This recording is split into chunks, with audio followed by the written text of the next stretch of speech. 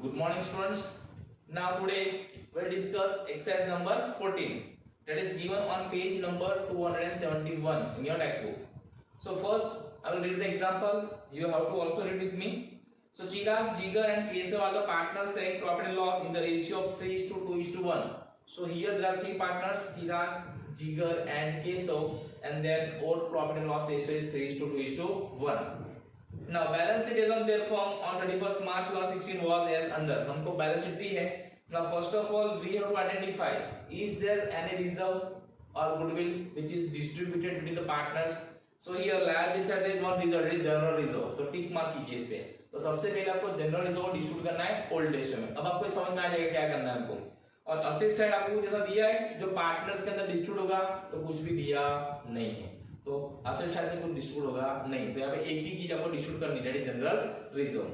Now will see adjustment. So Keshav retired. कौन retire होता है? केशव.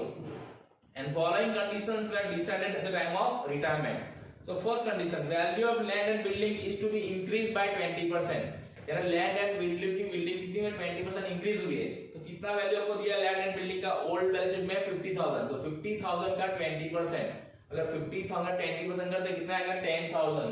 सो by land and building account 20,000. Value increase होती है असेट्स की, इसलिए रिवर्स में क्रेडिट साइड. और दूसरी एंट्री कहां पे होगी? बैलेंस शीट में asset side add in land and building. वो हम देखेंगे जब बैलेंस शीट बनाएंगे तब. Then second adjustment, machinery is valued at 90% of its book value. Machinery की वैल्यू 90% हो गई यानी 100 से कम.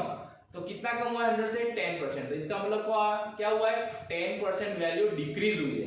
10% वैल्यू डिक्रीज हुई है. तो मशीनरी कितनी की आपको दी है बैलेंस शीट में? 20,000. तो 20,000 का 10% कीजिए कितना आएगा? 2,000. So reverse account debit side to machine account हम यानी 2,000 क्योंकि value of assets is decrease. So is recorded reverse account debit side. और दूसरी बिट काम है कि न्यू बैलेंस शीट में मशीन में से माइनस करना है. तो वो बैलेंस शीट बनाएंगे तब देखेंगे. Then third one, market value of investment is 150% of its book value. Market value कितनी होगी इन्वेस्टमेंट की? 150%. इसका मतलब क्या है? 50% इंक्रीज हो गई है. 100 से ऊपर जितना है उतना इंक्रीज हुआ है. तो 100 के ऊपर कितना परसेंट? 50%. इसका मतलब ये आपका इन्वेस्टमेंट 50% इंक्रीज हो गया है. तो आपका इन्वेस्टमेंट कितने का है? 10,000. तो 10,000 का 50% कितना होगा? 5,000. तो 5,000 वैल्यू इंक्रीज हुई किसकी? इन्वेस्टमेंट की. तो रिवर्स में क्रेडिट साइड बाय इन्वेस्टमेंट 5,000. अगर आपको ऐसा नहीं करना है तो आपका जो इन्वेस्टमेंट का वैल्यू है कितना है? 10,000. उसका आप 150% कीजिए तो कितना आंसर आएगा? 15,000. तो 15,000 आंसर आपका आया है. और ओल्ड वैल्यू कितनी है? 10,000. तो कितना इंक्रीज हुआ है? 5,000. आप उस तरह से कर सकते हो. समझ में आया? तो जब भी आपको असेट्स की वैल्यू मोर देन 100 दी है तो आपको समझना है उतना परसेंट इंक्रीज करना है असेट्स की वैल्यू का. और जब आपकी वैल्यू असेट्स की 100 से नीचे दी गई है, कम दी गई है, तो जितना कम परसेंट दिया है उतना वैल्यू डिक्रीज हुआ है. क्लियर? तो आपको ऐसे भी एडजस्टमेंट दे सकते हैं. जरूरी नहीं है बात कि आपको बोल देंगे इतना इंक्रीज हुआ है और इतना अमाउंट डिक्रीज हुआ है. तो कभी आपको ऐसे आइडेंटिफाई करना भी पड़ेगा.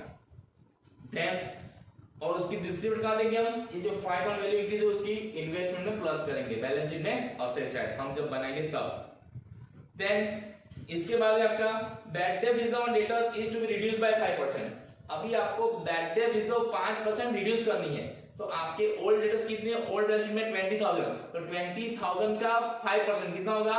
1,000. यानी 1,000 बैड डेट रिजर्व डिक्रीज हुई है. तो जब भी बैड डेट रिजर्व डिक्रीज होती है तो क्या करना है? रिवर्स अकाउंट में क्रेडिट साइड. तो here by bad debt reserve कितना लिखना है? 1,000. और जब आप न्यू बैलेंस शीट बनाएंगे उसमें से डेटर्स में से कितना बीडीआर माइनस करना है? 1,000 इंस्टेड ऑफ 2,000. जबकि ओल्ड बैलेंस में 2,000 बीडीआर है लेकिन कितना माइनस करना है? 1,000. क्यों? क्योंकि 5% क्या हो गया है? कम हो गया है. 1,000 बैड डेट रिजर्व कम हो गया है. दैट्स व्हाई, है ना. Then after this goodwill of the firm is valued at 36,000. ये गुडविल की वैल्यूएशन है. वो हम पार्टनर्स कैपिटल लगाएंगे तब ये एडजस्टमेंट देखेंगे. और उसके बाद जो दिया है ₹2,000 is outstanding for salary payable to an employees. अब हमें कोई भी एक्सपेंस देना बाकी निकलता है at the time of retirement तो क्या करना है? रिवर्स में डेबिट साइड लिखना है. और दूसरे कहां देनी है? न्यू बैलेंस शीट में लायबिलिटी साइड. तो यहां पे लिखेंगे हम आउटस्टैंडिंग सैलरी कितना? 2,000. और दूसरी बिट कहां देगा? बैलेंस शीट में लायबिलिटी साइड. यहां पर मैं 1 बाय 1 अकाउंट बनाता हूं. आपको एक साथ में अकाउंट बनाना है और आपको इसी टाइम जब आप यहां पे लिखते हो रिवर्स में डेबिट साइड एंट्री इसकी आउटस्टैंडिंग सैलरी, सेम टाइम आपको बैलेंस शीट में लायबिलिटी साइड एंट्री दे देनी है. सब एडजस्टमेंट की एंट्री एक साथ में देनी है आपको। क्लियर? आपको मेरी तरह 1 by 1 अकाउंट बनाने नहीं है। Now after this Chirag and Jigar will bring necessary amount in cash in such a manner that amount due to Keshav is to be paid in cash and balance of cash may remain in the firms as working capital of rupees 14,000 and their capital in the new firm become proportionate to their new profit loss sharing ratio। यहाँ पे आपको ऐसा बोला गया है कि जो केशव है वो रिटायर होगा और उसको जितना पैसा देना है वो इमीडिएटली दे देना है ना, इमीडिएटली दे देना है। और आपका वर्किंग कैपिटल, अब वर्किंग कैपिटल क्या? आपका closing cash balance. Working capital आपको क्लोजिंग कैश बैलेंस। अब तक हम कैश अकाउंट का क्लोजिंग बैलेंस फाइंड करते थे, लेकिन यहाँ आपको दे दिया है कि क्लोजिंग बैलेंस कितना है 14,000 और इसके ऊपर से आपको जो केशव को पैसा देना है वो चिराग एंड जिगर क्या करेंगे? ब्रिंग करेंगे। कौन से रेशियो में? न्यू रेशियो में। वो मैं आपको समझाऊंगा जब पार्टनर्स कैपिटल देखेंगे तब। अभी आपको ये देखना है कि इस एडजस्टमेंट की रिवर्स अकाउंट में कोई इफेक्ट नहीं है। तो रिवर्स अकाउंट में सारे एडजस्टमेंट हो गए। अब हमें क्या करना है? प्रॉफिट एंड लॉस फाइंड करना है रिवर्स का। तो कितना टोटल आएगा यहाँ पे? क्रेडिट साइड का 26,000, बराबर ना? 26,000। यहाँ पे 10,000 आएगा ये, तो कितना आएगा? 16,000। यहाँ पे कितना आएगा? 16,000। लैंड एंड बिल्डिंग का 20%, 50% का 20 देगा, अगर 10,000 कितना लेगा? 10,000 यूज होगा, तो कितना पड़ेगा? 16,000। तो यहाँ पे कितना आएगा? 16,000। 16 में से 4 गया, कितना रहेगा? 12,000। और 12,000 को आपको क्या करना है? डिस्ट्रीब्यूट करना है उनके ओल्ड रेशियो में। उनका ओल्ड रेशियो क्या है? 3:2:1। तो कितना कितना आएगा? 6,000, 4,000 एंड 2,000। तो 12,000 हमने 3:2:1 में डिवाइड किया। ये क्या है? प्रॉफिट। प्रॉफिट कहाँ लिखते हैं हम? रिवैल्यूएशन अकाउंट का प्रॉफिट कहाँ लिखते हैं? पार्टनर्स कैपिटल अकाउंट में क्रेडिट साइड। क्लियर? तो हमने क्या बनाया है? Revaluation account. अब हम क्या बनाएंगे? Partners capital account and cash account and new balance sheet.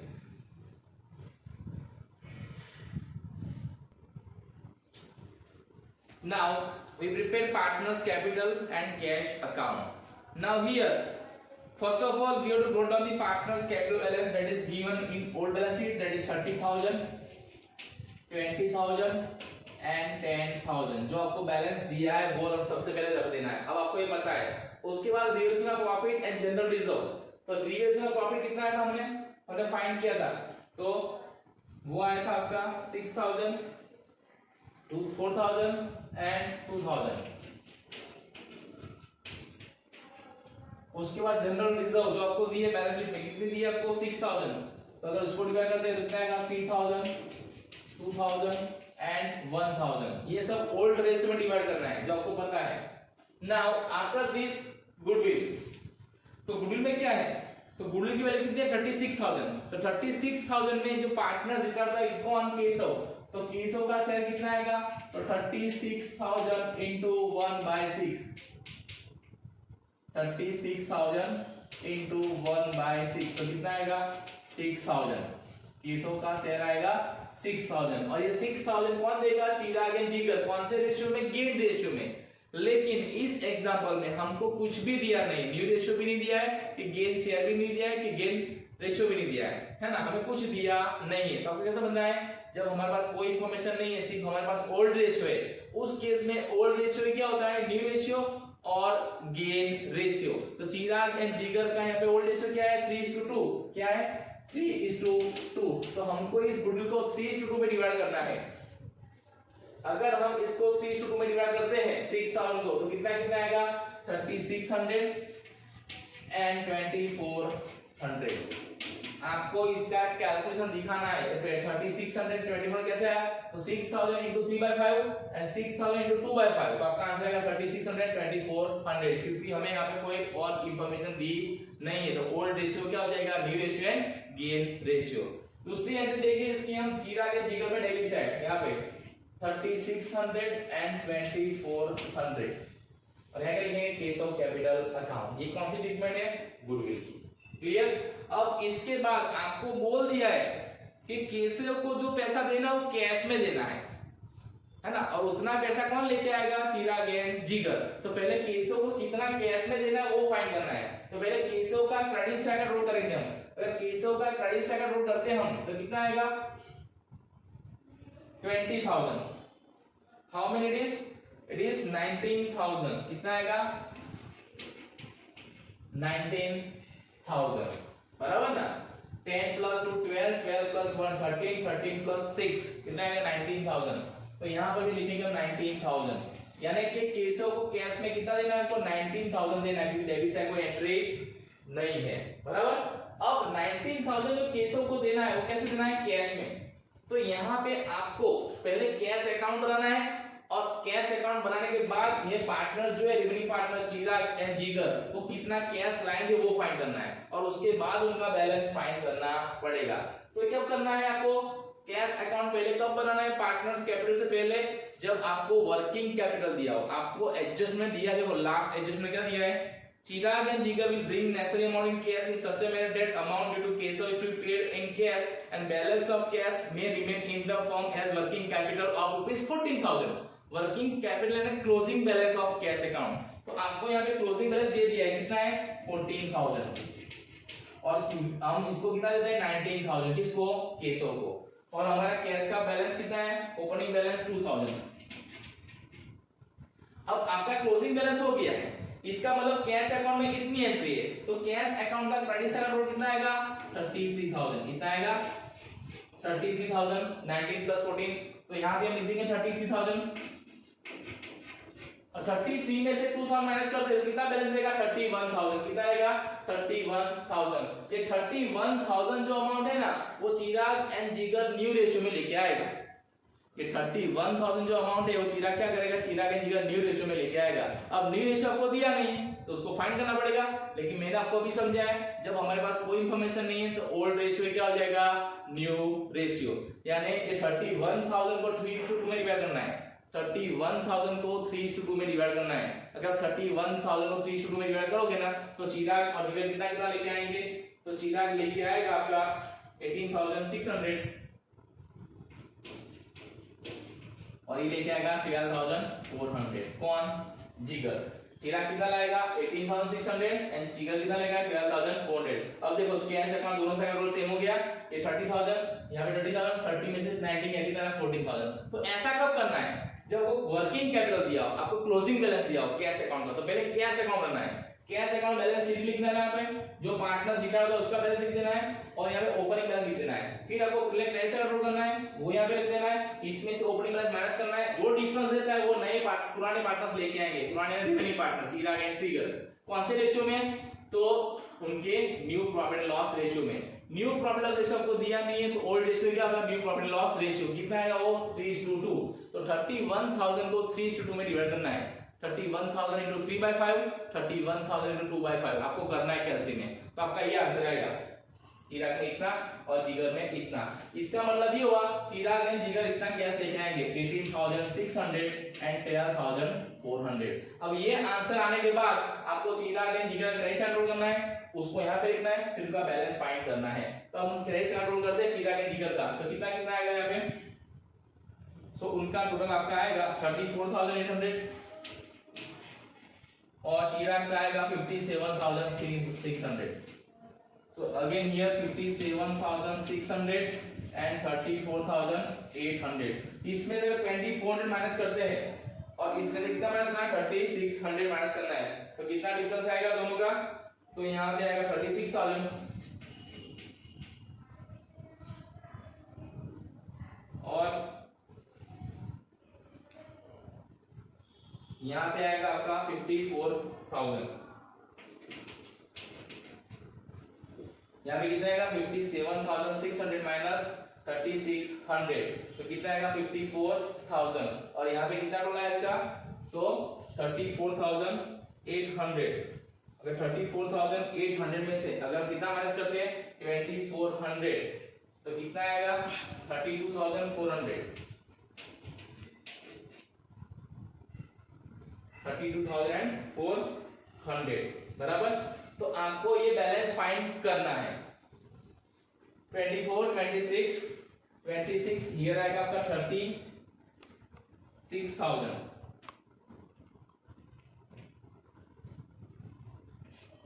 इसका टोटल आपका 20,000 प्लस 24,000 प्लस 2,000 26,000 26 प्लस 12 सो 36,400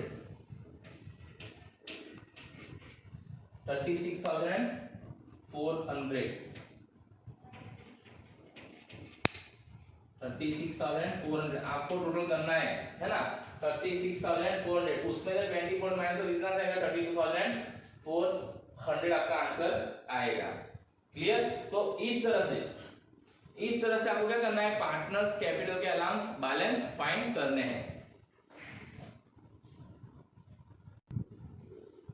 यहाँ पर जो जिगर है उसका कितना है 38,400 टोटल आएगा और यहाँ पे कितना आएगा 38,400 इसमें से हम 2400 माइनस करते तो आंसर कितना आएगा 36,000 आपका बैलेंस ये आएगा। किसका खीरा गेन जिगर का 54 एंड जिगर 36।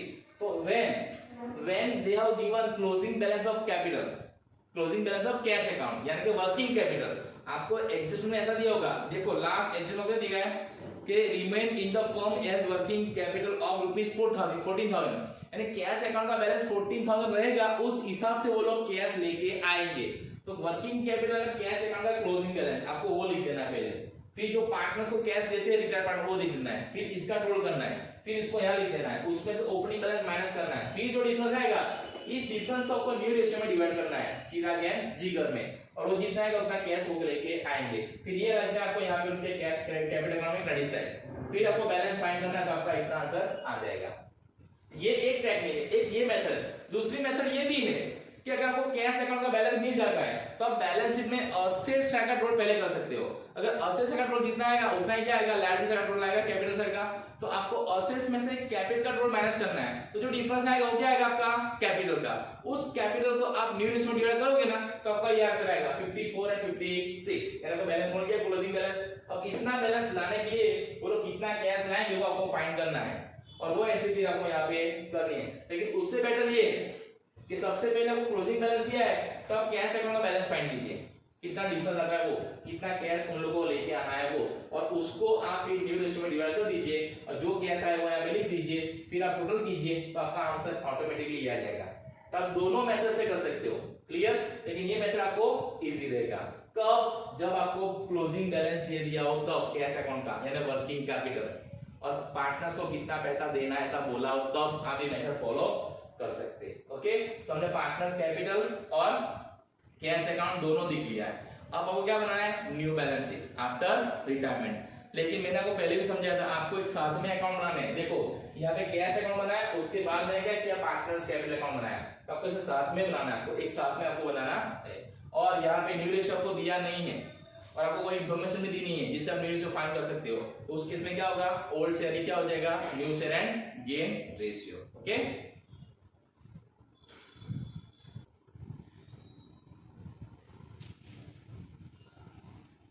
Now at last balance sheet.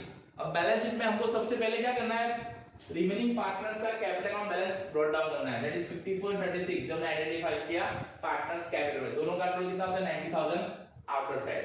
इसके बाद आपकी जो ओल्ड एंड जनरल रिजर्व है वो हमने डिस्ट्रीब्यूट कर दी तो उसको दिखाना नहीं है। फिर creditors as is 44,000 and outstanding salary जो हमने डिविडेंड अकाउंट में डेबिट साइड लिखा था एक एडजस्टमेंट था जिसमें सैलरी देना बाकी है एम्प्लॉय को, तो उसकी एंट्री कहां देनी है आपको liability side that is 2000। Now asset side तो लैंड एंड बिल्डिंग की वैल्यू कितनी आपकी ओल्ड है 50,000। सो 50,000 में आपका कितना वैल्यू इंक्रीज हुआ था लैंड एंड बिल्डिंग का, सो दैट इज 20% यानी 10,000 तो बाहर कितना आएगा 60,000। फिर मशीन आपका कितना वैल्यू का मशीन था 20,000 उसमें 10% वैल्यू कम हुआ था तो कितना होगा 2,000 तो बाहर कितना आएगा 18,000। इन्वेस्टमेंट आपके पुराने से 10,000 के उसमें 50% वैल्यू इंक्रीज हुआ है 5,000 तो कितना आएगा बाहर आएगा आपका 15,000। स्टॉक में आपके कोई एडजस्टमेंट नहीं था तो एज इट इज स्टॉक का वैल्यू 10,000 और आपके डेटर्स जो बैलेंस शीट में थे वो 20,000 थे लेकिन जो बीडीआर है अब आपकी कितनी हो गई है 1,000 इंस्टेड ऑफ 2,000 बाहर कितना आएगा 19,000 ये आपको याद रखना है। और कैश बैलेंस जो आपने फाइंड किया था कितना आएगा 14,000। अगर आप दोनों साइड रोल करते हो तो कितना आएगा 1,36,000 1,36,000 एंड 1,36,000। तो इस तरह से आपको न्यू बैलेंस शीट बताना है। अब मैंने आपको पहले समझाया था कि बैलेंस फाइंड करना है कैपिटल का, तो कैसे करना है, तो आपको असेट्स की सारी एंट्री आपके पास थी है ना, पार्टनर्स कैपिटल के बैलेंस फाइंड किए उससे पहले, क्योंकि कैश बैलेंस आपको नहीं देते थे बात, इसलिए हम पहले बैलेंस शीट का असेट्स का रोल कर सकते हैं नहीं थे, लेकिन आपको कैश बैलेंस दे दिया था दो दिन, तो पहले आपने इसका रोल किया कितना है 136, तो 136 में से आप ये दोनों माइनस करो, क्रेडिटर्स एंड आउटस्टैंडिंग सैलरी जो भी हमारे पास था, तो 46, तो 136 माइनस 46 का कितना आएगा 90,000, इस 90,000 को आपको न्यू रेशियो में डिवाइड करना है 3:2, तो कितना आएगा 54 and 36, इस बैलेंस को आपको पार्टनर्स कैपिटल में बैलेंस शीट में लिख देना था 54 and 36, फिर जितना कैश कम पड़ता उतना वो पार्टनर्स लेके आते, तो आप इस मेथड से भी वो कैश बैलेंस फाइंड कर सकते थे जितना चिराग के फिगर को लाना था, और मैंने आपको जो मेथड समझाया था कैश अकाउंट वाला वो आप उससे भी कर सकते हो, आपको जो मेथड इजी लगे आप उससे बैलेंस फाइंड कर सकते हैं, लेकिन हमारा टोटल इतना आना चाहिए। क्लियर? तो ये हो गया आपका balance sheet after retirement. Now in this example what you have done, जो पार्टनर रिटायर होता है, एडजस्टमेंट नया क्या है इसमें, तो जो पार्टनर रिटायर होता है उसको कैश देना इमीडिएटली, और आपको क्लोजिंग बैलेंस दिया है कैपिटल, क्लोजिंग बैलेंस दिया है कैश अकाउंट का, उस समय को कैश अकाउंट पहले बनाना है, और उसमें जितना डिफरेंस आता है डेबिट साइड उतना रिमेनिंग पार्टनर्स अपने न्यू रेशियो में लेके आएंगे, तो रिमेनिंग बैलेंस जो फाइंड करना है आपको उसको न्यू रेशियो में डिवाइड करना है, और जितना जितना कैश जिसके पार्ट में आएगा उतना कैश लेके आएगा, उसकी कैश अकाउंट डेबिट साइड देनी है और पार्टनर्स कैपिटल में क्रेडिट साइड एंट्री देनी है, और उसके बाद आपको ये बैलेंस फाइंड करने हैं। इस एग्जांपल में हमने ये नया एडजस्टमेंट देखा। Clear? So today we have seen what exercise number 14. In next lecture we'll see next exercise. Okay, so thank you and have a nice day.